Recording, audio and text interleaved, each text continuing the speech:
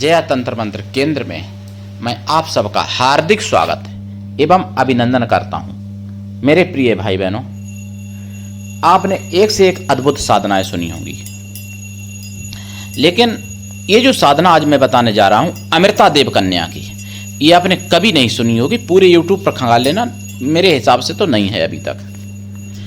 अमृता देव कन्या की साधना, जैसे अप्सराएं होती हैं, यक्षणियां होती हैं, गंधर्व होती हैं, गंधर्व कन्या, ऐसी देव कन्याएं भी होती हैं, जिसके लिए आपको हमारा वीडियो अंत तक देखना पड़ेगा।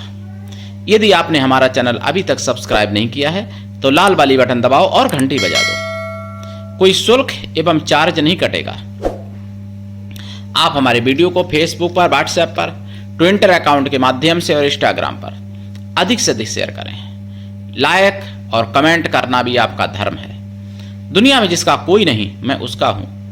यदि आपको अपनों ने धोखा दिया है अथवा आपको परायों ने धोखा दिया है तो आप एक बार मुझे अवश्य आजमाएं। हमारा मोबाइल नंबर है 9305 63 71 73।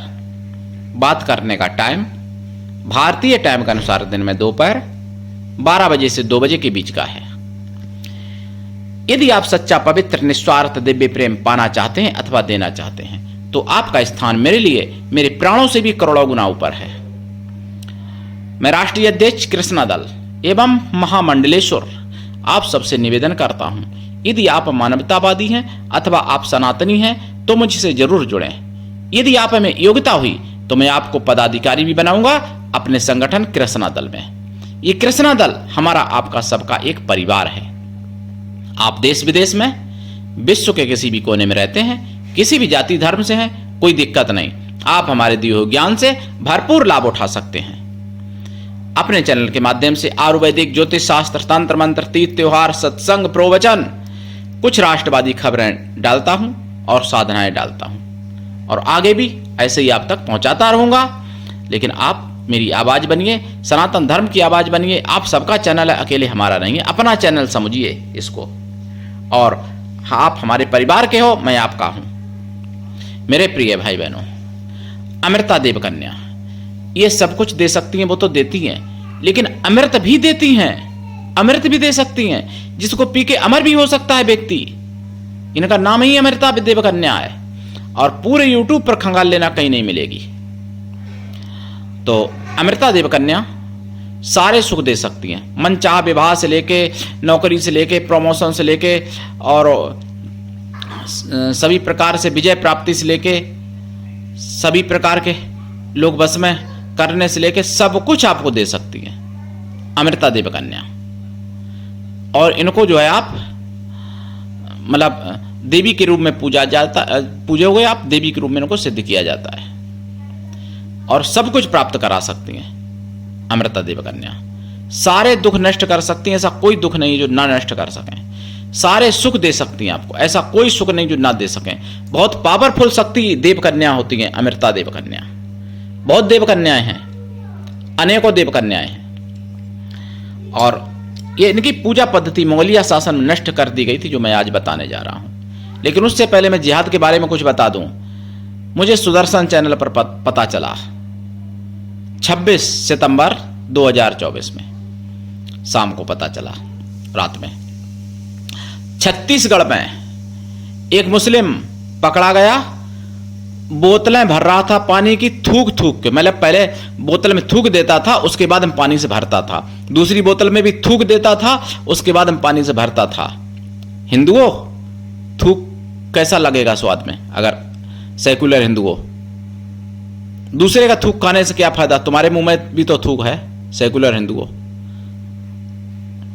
तो सेकुलर हिंदू कुछ ऐसे हैं जिनको थूक, मूत, मल यही पसंद है जिहादियों का, और प्रेम से खाएंगे, चाव से खाएंगे।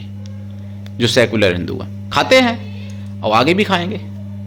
लेकिन बताना मेरा कर्तव्य है, जो चाहते हैं कि थूक, मूत, मल ना खाना पड़े, तो ऐसे लोग, इन लोगों से बचें, जिहादियों से बचें। जिहादियों के यहां से कुछ ना खरीदें, ना खाएं पिएं, अगर अपना स्वास्थ्य सही रखना चाहते हो।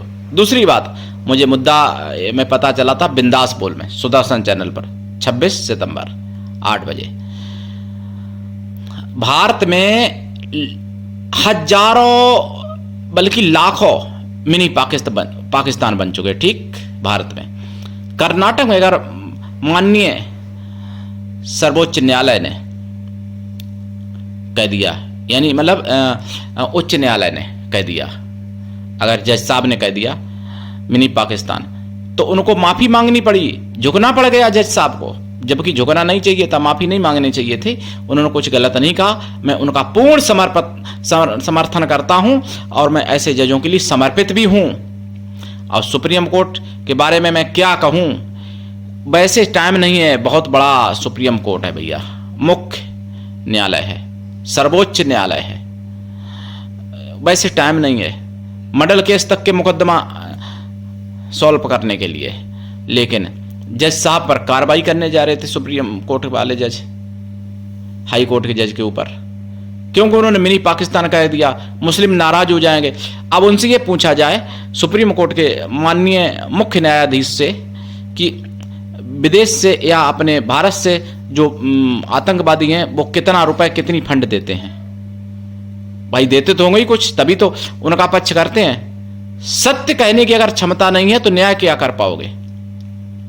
सत्य कहने की अगर क्षमता नहीं है, क्या मजबूरी है जो सत्य कहने से डरते हैं, क्या मजबूरी है जो उन पर एक्शन नहीं होता है जिहादियों पर, क्या मजबूरी है जो जिहादियों का पक्षपात करते हैं। चाहे वो योगी जी ने जब निकाला था, आदेश दिया था कांवड़ यात्रा पर नेम प्लेट का, तब बीच में आ गए मुख्य न्यायाधीश माननीय साहब।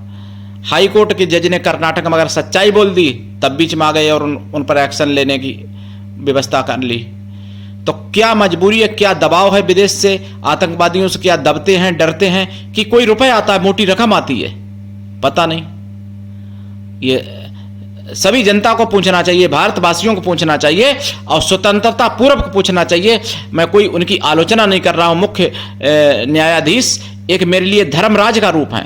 धर्मराज जो होते हैं, धर्मराज पापियों के लिए यमराज भी होते हैं और धर्मात्माओं के लिए, अच्छों के लिए धर्मराज होते हैं, और धर्मराज का ही प्रतिनिधि होते हैं मुख्य न्यायाधीश। धर्मराज का रूप है मेरे लिए, पूजनीय है, वंदनीय है, अर्चनीय है। और अगर वही न्याय को छोड़ के अन्याय पर जब हो जाएंगे तैयार, तो बताइए किस पर से मैं आशा करूं, किस पर मैं विश्वास करूं अपने भारत में।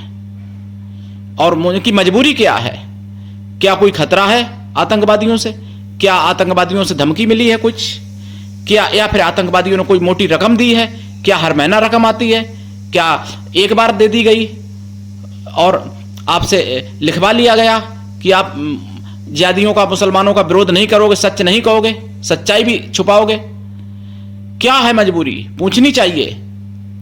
क्यों हिंदू मुस्लिम के बीच में मतलब हिंदुओं को नीचा दिखाने की कोशिश की जाती है और मुस्लिमों को मतलब आगे उनका पक्ष किया जाता है मुख्य न्यायाधीश की तरफ से। क्या है मजबूरी, पता तो चलना चाहिए समाज को, देश को, जनता को। हो सकता है इसके चक्कर में मुझे भी पता चले, कहीं फांसी दे दें, जेल में डाल दें या फांसी दे दें भाई, क्योंकि माननीय साहब हैं। लेकिन सच मैं पूछता हूं, मैं निवेदन पूर्वक पूछाता हूं, क्या मजबूरी है। आप लोग भी पूछिए, सभी लोग पूछिए भाई, सच्चाई कहने की हिम्मत क्यों नहीं होती है। जहां हिंदू विरोधी सारे कार्य होते हों, जहां पुलिस भी ना पहुंचे, जहां एम्बुलेंस भी ना पहुंचे, जहां कोई टैक्स ना भरे जाते हों, बिजली का बिल तक जहां ना भरा जाता हो और सारी सुविधाएं लेते हों वो, जहां हिंदू विरोधी सारे कार्य होते हों, जहां पाकिस्तान के सारे झंडे लगे हों, उसको मैं क्या कहूं, मिनी पाकिस्तान ना कहूं तो बताओ मैं क्या नाम दूं। भारत को तो नाम दिया नहीं जा सकता भाई, भारत में तो ऐसा संभव नहीं है, तो बताइए मैं क्या कहूं उनको। तो अगर जज साहब ने कह दिया तो उन्होंने कुछ अनुभव किया होगा, तभी कहा होगा हाई कोर्ट के जज साहब ने। लेकिन सुप्रीम कोर्ट को पीड़ लग गई, उनकी पीड़ा लग गई।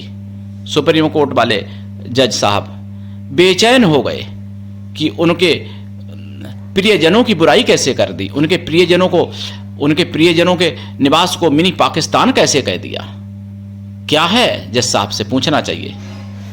और ऐसे नहीं, प्रेम से पूछना चाहिए। भाई धर्मराज का रूप है, उनका चरण बंदन करके पूछना चाहिए। उनका वो पूजनीय है हमारे लिए, पूरे भारत के लिए। हमारे मुख्य न्यायाधीश पूजनीय है, धर्मराज का रूप है। धर्मराज एक विष्णु का रूप होते हैं, तो पूछना चाहिए। आप लोग पूछिए, हम भी पूछेंगे।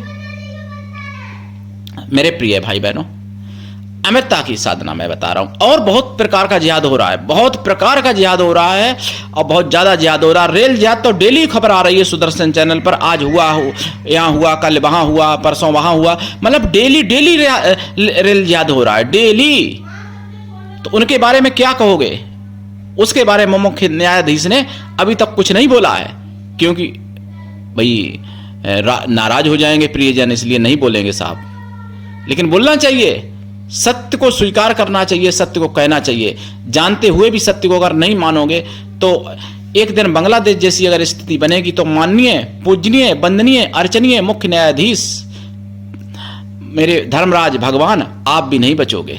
बांग्लादेश में नहीं बचे तो यहां क्या बच पाओगे? बांग्लादेश में तो 17 करोड़ केवल मुस्लिम थे, वहां नहीं बचे सुप्रीम कोर्ट के जज साहब, वहां शेख हसीना नहीं बची, तो यहाँ तो बांग्लादेश से तो ज्यादा ही यहाँ मुसलमान अभी हैं। और किसी दिन अगर मचल गए मुस्लिम भीड़, ये उन्मादी भीड़ अगर निकल पड़ी, तो फिर मुख्य न्यायाधीश पूजनीय महाराज धर्मराज आप कैसे बचोगे? कहां जाओगे? नहीं बच पाओगे। इसलिए समय रहते हुए जागो। और विश्वास नहीं मेरी बात पर है तो मेरा निवेदन है चरण बंदन करके कि आप अपनी पहचान छुपा के और अपना सब कुछ छुपा के, यानी आम आदमी के रूप में, जिनको मिनी पाकिस्तान में बताऊं, वहां पर आप एक बार दौरा करके आओ, एक बार केवल दौरा करके आओ, पैदल घूम के आओ, आपको पता चल जाएगा मिनी पाकिस्तान है कि नहीं है। अगर झूठ बात हो तो मुझे लटका देना फांसी पे साहब, मैं तो आपके चरणों का सेवक हूं, और क्या बताऊं। और पूरा भारत ही आपके चरणों का सेवक है, पूरे भारत को लटका सकते हो भाई, क्योंकि मुख्य न्यायाधीश हैं, धर्मराज हैं आप। तो अमृता देव कन्या की साधना मैं बताने जा रहा हूं। ये साधना से आप सब कुछ प्राप्त कर सकते हो, अमृत भी प्राप्त कर सकते हो, लेकिन ऐसे नहीं अजमाने के तौर से, श्रद्धा से जब करोगे तभी। हमारा सनातन धर्म है, चमत्कारों से भरा पड़ा है। शक्तियां हमारे देश में घर घर शक्तियां होती थी मुगलिया शासन से पहले, मुगलिया शासन में नष्ट कर दी गई सिद्धियां, शक्तियां, मतलब शक्तियों की पद्धतियां नष्ट कर दी गई पूजा पाठ की। तो आज मैं अमृता देव कन्या की साधना बता रहा हूं। इनकी साधना में आपको देखो 2 महीना इनकी साधना करनी पड़ेगी, और कम से कम 2 महीना, ज्यादा भी करनी पड़ सकती है, 6 महीना 1 साल भी लग सकता है, लेकिन 2 महीना कम से कम। भाई अमृत प्राप्त करने जा रहे हो, कोई छोटी मोटी चीज नहीं है। पूरी दुनिया की दौलत दे दो तब भी अमृत नहीं मिलेगा आपको, लेकिन ये देती हैं। और साधना काल में आपको ब्रह्मचर्य व्रत रखना पड़ता है इनकी साधना काल में, और शुद्ध शाकाहारी तो रहना ही चाहिए, ठीक। और इनका जाप आप दिन में करो या रात में करो, कोई दिक्कत नहीं। इनकी साधना में आपको देसी गाय के घी का दीपक जलाना चाहिए, और लोबान जलाना चाहिए, और धूप बत्ती जलाना चाहिए, फूल रखना चाहिए, प्रसाद रखना चाहिए, इतना करना चाहिए। और जाप करना पड़ता है। दीक्षा लेके साधना करें, बिना दीक्षा के कभी भी किसी भी प्रकार की कोई साधना में सफलता नहीं मिलती है। और गुरु ऐसा हो कि शिष्य से कुछ भी ना ले, शिष्य भी ऐसा हो गुरु के लिए समर्पित रहे, गुरु को सब कुछ दे। तो साधना करें, लाभ उठाएं, और अमृता देव कन्या से अमृत प्राप्त करें। उसके साथ साथ और वरदान भी प्राप्त किए जा सकते हैं। तो करिए साधना। आज के लिए इतना ही, धन्यवाद। जय श्री राम।